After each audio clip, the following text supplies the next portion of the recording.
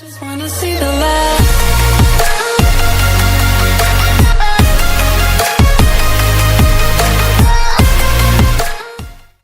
Hello everyone. तो एक question देखते हैं डायनामिक चार्ज पार्टिकल्स का फॉर फिजिक्स।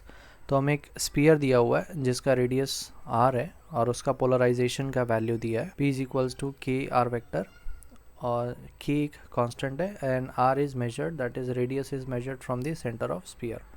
और हमें क्वेश्चन में पूछा है कि बाउंड सरफेस चार्ज डेंसिटी और वॉल्यूम चार्ज डेंसिटी क्या होगा ऐसे स्पीयर का। In terms of polarisation, volume charge density का जो फॉर्मूला होता है वो है negative del dot polarisation vector, negative del dot polarisation vector.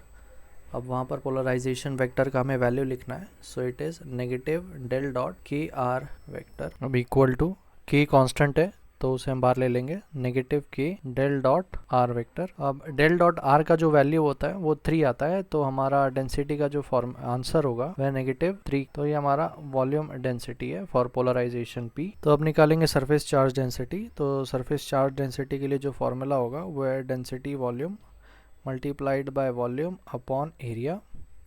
तो डेंसिटी का जो वैल्यू मिला है हमें वो है -3 के।